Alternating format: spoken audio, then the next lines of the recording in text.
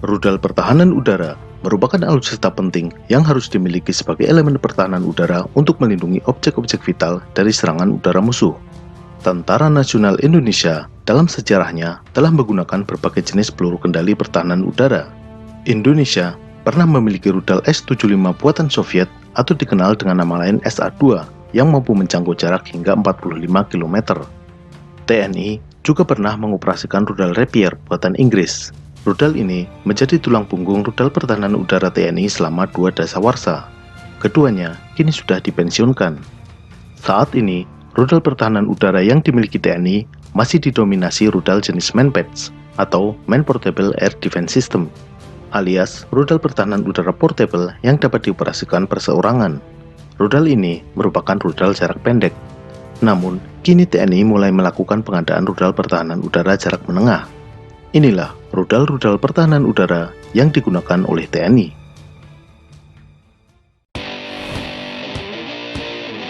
RPS-70 adalah rudal pertahanan udara jarak pendek buatan Swedia. RPS merupakan singkatan dari robot system. Dalam bahasa Swedia, robot berarti misil. Angka 70 merupakan tahun rudal ini mulai dirancang. Meskipun dirancang sejak tahun 70-an, namun hingga saat ini, sistem RPS-70 terus mengalami perkembangan. Meskipun tergolong sebagai Manpads atau Man Portable Air Defense System, namun RPS-70 tidak dapat dioperasikan dengan cara dipanggul sebagaimana rudal Manpads lainnya. Hal ini karena bobot peluncur rudal ini cukup berat. Untuk operasinya, RPS-70 disangga dengan penyangga berkaki 3. Berat keseluruhan misil, peluncur, dan penyangga ini mencapai 87 kg. Rudal RPS-70 bekerja dengan panduan sinar laser. Selama penembakan, penembak terus membidikkan laser ke sasaran di udara. Sensor di belakang rudal mendeteksi pancaran sinar laser yang dipancarkan dari peluncur. Sistem kendali di dalam rudal terus-menerus menyesuaikan arah terbang rudal dengan arah bidikan laser. Sistem ini memiliki keunggulan tidak dapat dijamming seperti rudal berpengendali radar. Juga, rudal tidak bisa dikecoh dengan flare seperti rudal pencari panas. Namun, kelemahannya adalah penembak harus terus membidik sasaran sebelum rudal mengenainya. Agar dapat membidik sasaran terbang pada jarak jauh, peluncur RPS-70 dilengkapi teleskop pembidik dengan kekuatan perbesaran 7 kali. Ketika ditembakkan, RPS-70 didorong oleh booster yang akan melontarkan rudal beberapa meter dari tabung peluncur. Ini agar penembak tidak terkena semburan dari roket utama. Setelah booster melontarkan rudal ke jarak aman, roket berbahan bakar padat sebagai pendorong utama akan menyala dan melesatkan rudal hingga kecepatan 2 kali kecepatan suara. Hulu ledak RPS-70 dilengkapi dengan proximity fuse yang akan meledakkan rudal ketika mendekati sasaran, sehingga rudal tidak harus benar-benar menghantam target untuk menjatuhkannya. Ledakan hulu ledak ini melontarkan 3.000 bola-bola tungsten yang akan menghancurkan sasaran. Rudal ini mampu menjangkau sasaran hingga jarak 8 km. Silakan tembak jika posisi memungkinkan. Silakan tembak posisi memungkinkan.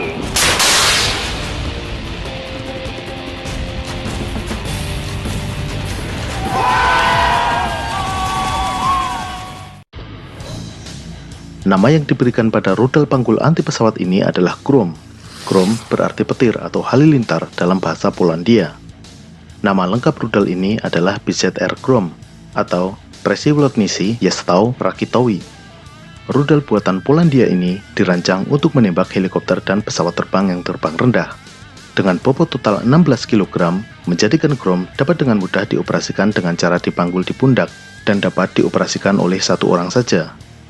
Rudal Grom dirancang sejak tahun 1992 oleh beberapa biro perancang teknologi militer di Polandia. Rudal ini resmi dioperasikan oleh militer Polandia tahun 1995. Indonesia mulai menggunakan Grom sejak tahun 2007. Rudal Grom yang digunakan TNI selain berupa rudal panggul juga dikombinasikan dengan meriam pertahanan udara ZUR-23 menjadi senjata pertahanan udara komposit yang bernama ZUR-23 2KG. Selain itu, rudal Grom juga ditempatkan di atas platform kendaraan Jeep. Sistem ini disebut sebagai Poprat. Dalam sistem Poprat, tembakan rudal dikendalikan dari dalam kendaraan. Grom merupakan rudal pencari panas yang bekerja dengan sensor inframerah. Sensor inframerah yang berada di ujung rudal mendeteksi pancaran inframerah yang berasal dari panas yang dikeluarkan oleh pesawat musuh. Panas ini umumnya berasal dari semburan mesin jet atau bagian exhaust helikopter. Sensor ini merupakan sensor pasif yang tidak memancarkan apapun, sehingga sulit dideteksi oleh sasaran yang sedang dituju. Selain itu, kelebihan lain rudal pencari panas seperti rudal Chrome adalah kemampuan fire and forget.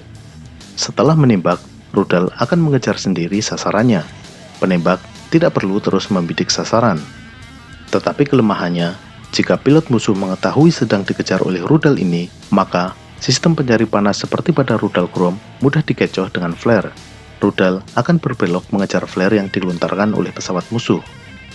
Rudal Chrome mampu melesat dengan kecepatan 650 meter per detik atau 1,8 kali kecepatan suara. Rudal ini mampu menjangkau sasaran hingga 5,5 km. Hulu ledaknya menggunakan kontak fuse yang akan meledak ketika menghantam sasaran.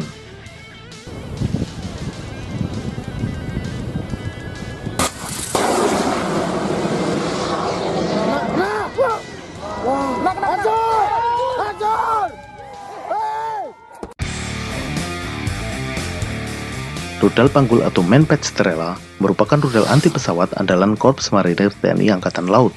Hal ini berawal dari pembelian 39 kapal perang ex-Jerman Timur pada tahun 1994. Dalam paket pembelian kapal tersebut, selain termasuk amunisi, ternyata juga termasuk rudal panggul 9K32 Strela, atau yang di negara barat dikenal dengan nama SA-7 Grail. Jumlah rudal Strela yang didapatkan Indonesia dalam paket pembelian tersebut cukup banyak, mencapai 1.550 unit. TNI Angkatan Laut mengoperasikan rudal Strela sebagai rudal anti serangan udara dan ditempatkan di atas kapal perang Republik Indonesia. Sebagian rudal diserahkan kepada Korps Marinir dan digunakan sebagai rudal panggul. Sebagian lagi ditempatkan di atas platform kendaraan truk. Rudal ini merupakan rudal pencari panas dengan sensor inframerah pasif. Rudal ini menggunakan impact fuse, yang artinya baru meledak jika menabrak sasaran. Untuk meningkatkan efektivitas rudal ini, Litbang TNI Angkatan Laut memodifikasi rudal ini dengan proximity fuse, sehingga rudal tidak harus benar-benar mengenai sasaran, cukup mendekati sasaran dan meledak di dekatnya, sehingga kemungkinan perkenaannya semakin tinggi. Hasil modifikasi ini diberi nama AL-1M. Ini adalah rudal Manpads andalan Korps Pasukan Khas atau Korps Khas TNI Angkatan Udara. Rudal panggul buatan Cina ini bernama Jianwei, yang berarti pelopor. Versi yang digunakan TNI Angkatan Udara adalah Jianwei 3 atau disingkat GW3. Cina mengembangkan rudal ini berdasarkan rudal Igla buatan Uni Soviet. Rudal ini pada dasarnya adalah rudal pencari panas dengan sensor inframerah. Namun versi GW3 ternyata berbeda. GW3 tidak lagi menggunakan sensor pasif inframerah, tetapi menggunakan penuntun laser semi-aktif yang terletak di ujung rudal. Hal ini membuat GW3 tidak dapat dikecoh dengan flare. GW3 dapat dengan mudah dioperasikan oleh satu orang personil. Rudal ini dapat dioperasikan dengan dipanggul, namun mengingat bobot keseluruhan termasuk peluncurnya mencapai 23 kg, rudal ini juga dapat dipasang pada dudukan tripod. GW3 memiliki kecepatan yang cukup tinggi, 750 meter per detik atau Mach 2,7 alias 2,7 kali kecepatan suara. GW3 mampu menjangkau sasaran hingga jarak 8 km dan mampu mencapai ketinggian maksimal 5.000 meter.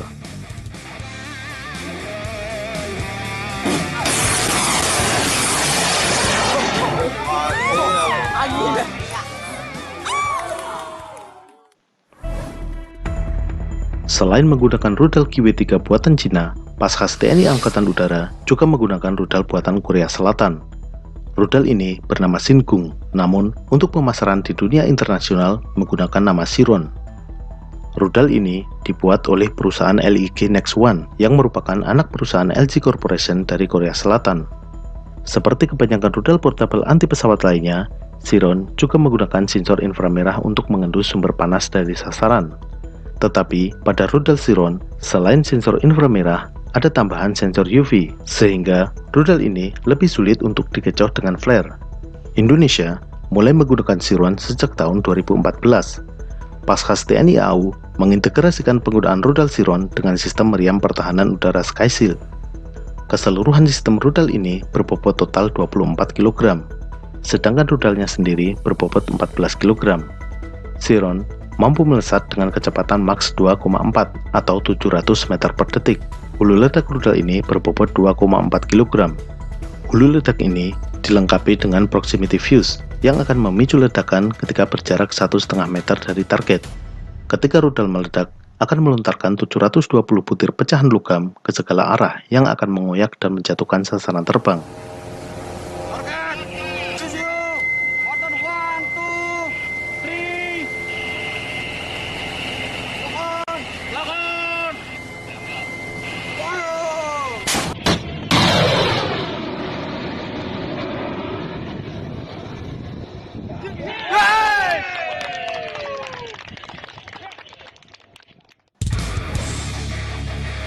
Rudal Mistral buatan Prancis ini sangat mudah dikenali karena bentuk ujungnya yang menyerupai pensil. Di negara asalnya, rudal ini sudah digunakan sejak tahun 1988. Indonesia sendiri mulai menggunakan Mistral sejak tahun 2012. Mistral yang digunakan TNI berada dalam platform peluncur Atlas yang terdiri dari 2 peluncur rudal dan perangkat alat bidik dengan sensor thermal. Sistem Mistral Atlas dapat ditempatkan di atas permukaan tanah maupun ditempatkan di atas kendaraan, misalnya kendaraan taktis komodo. Selain itu, TNI juga pernah menguji cobakan pergelaran rudal Mistral di atas puncak gedung pencakar langit. Rudal Mistral dioperasikan oleh Detasemen Arhanud TNI Angkatan Darat. Seperti halnya rudal Manpads lainnya, rudal Mistral juga terdiri dari 2 pendorong. Yang pertama adalah booster awal yang melontarkan misil beberapa meter. Setelah itu, baru roket utama menyala. Hal ini untuk melindungi penembak dari bahaya semburan roket. Rudal ini merupakan rudal pencari panas yang menggunakan sensor inframerah. Untuk menghindari agar rudal ini tidak mudah terkecoh oleh flare yang dilontarkan oleh pesawat musuh, Mistral dilengkapi dengan sistem proportional navigation yang menggunakan giroskop. Rudal Mistral memiliki panjang 1,86 meter dan diameter 90 mm. Mampu melesat dengan kecepatan 800 meter per detik atau 2,6 kali kecepatan suara. Jarak tembak efektifnya adalah 5,5 km. Hulu ledak pada Mistral dapat menggunakan proximity fuse maupun impact fuse. Ledakan hulu ledak berbobot 2,95 kg ini melontarkan ratusan bola berbahan tungsten yang akan menghancurkan sasaran.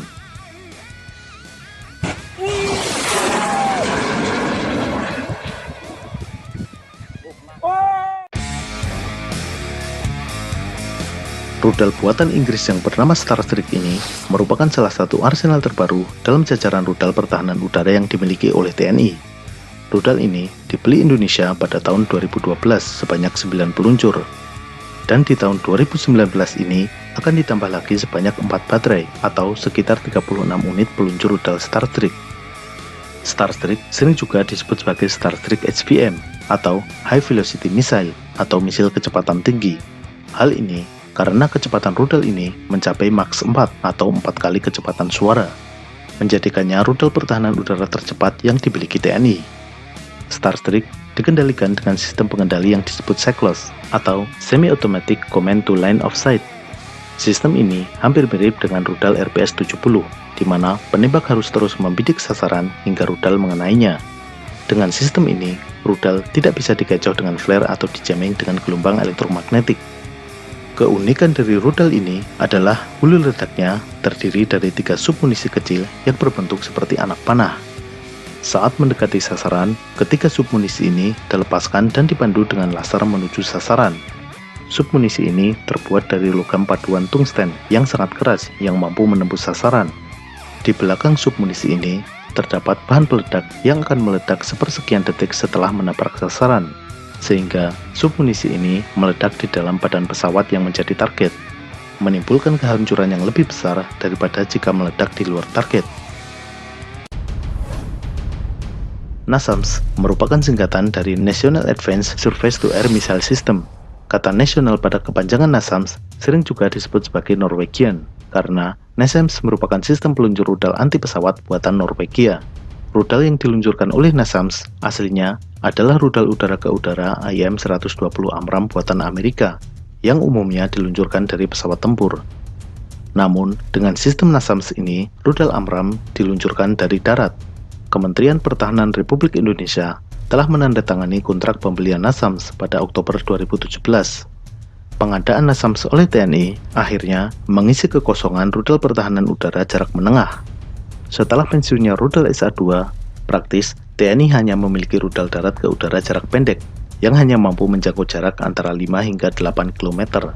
Dengan hadirnya NASAMS, maka TNI akan memiliki rudal pertahanan udara jarak menengah. Jarak jangkau NASAMS bervariasi mulai 30 km hingga 180 km, tergantung tipe rudal AMRAAM yang ada di dalamnya. Kesepakatan pengadaan NASAMS dengan Norwegia hanya meliputi peluncur, radar, radio, pos komando, serta paket pelatihan. Sedangkan rudalnya, pembeliannya melalui kesepakatan terpisah antara Indonesia dengan Amerika Serikat. Itulah rudal-rudal pertahanan udara yang digunakan oleh TNI untuk menjaga objek-objek vital dari serangan musuh. Episode berikutnya, pesawat tempur. Kita akan membahas jenis-jenis pesawat tempur penjaga langit Nusantara. Sampai jumpa.